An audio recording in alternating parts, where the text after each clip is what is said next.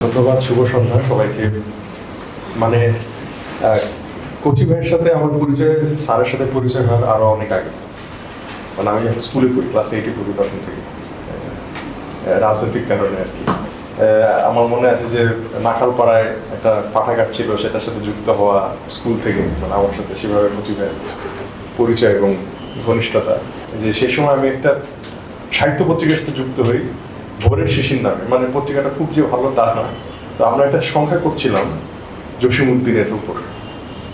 আমি স্যারের লেখা চাইতে গেলাম। তো চাইতে গিয়ে তখন কার্ল মার্কসের উপর একটা সেমিনার হচ্ছে, পুঁজির উপর।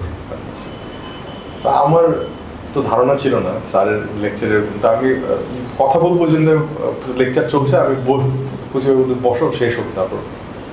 তো ওই বসাটাই আসলে মানে আমার জীবনের গতিপথ পাল্টে দেয়।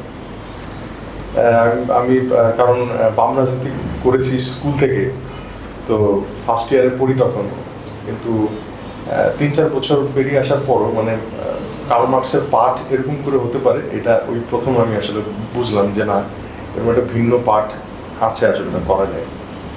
আমার কাছে মানে কচি ভাই কাক বা সলিমুল্লাহ খান আমার কাছে মনে হয় আলাউদ্দিন খানের মতো। মানে অনেকটা যে রাগ সঙ্গীতকে তার যে একটা কাঠামোবদ্ধ জায়গা ছিল, সেখান থেকে বের করে এনে যেভাবে আসলে সাধারণ মানুষের সঙ্গীতে পরিণত করেছিল, সেরকম একাডেমিক চর্চা, যে দর্শন চর্চা বলি বা অন্যান্য বুদ্ধিভিত্তিক যে কোনো চর্চা, সেটা যে বিশ্ববিদ্যালয়ের গণ্ডির বাইরে এসে, পাঠ্য বইয়ের বাইরে এসে মানুষ কিভাবে সেটা ফলিত রূপ দিতে পারে, এটা কিন্তু কাক একটা জায়গায় করে দিয়েছে। মঞ্চ তো লাগে, মানে অনেক ভালো সঙ্গীত শিল্পী, কিন্তু তার আসলে কোনো গাওয়ার জায়গা নেই।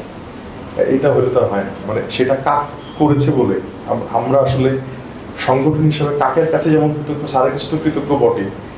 এটা নানাভাবে আসলে আমি মনে করি যে আমাদের যে কথা হচ্ছিল বুদ্ধিভিত্তিক চর্চার যে গতিপথ নির্ণয় করে দেওয়ার ক্ষেত্রে এটা বিশাল ভূমিকা পালন করেছে। এবং 2000 সাল থেকে শুরু, আমি যুক্ত হই 2002 সাল থেকে, মানে 2 বছর পরে কাকের সাথে আমার যুক্ত হওয়া। আমি এতটুকু বলতে পারি, মানে স্যারের একবার আর আমার সাথে আরেকটা আলোকে বলছিলেন যে উনি যদি লাকা না পড়তেন তাহলে কার্ল মার্কস উনি বুঝতে পারতেন না। তা আমি আপনারা অনেকেই জানেন যে আমি ফিল্ম নিয়ে কাজ করি।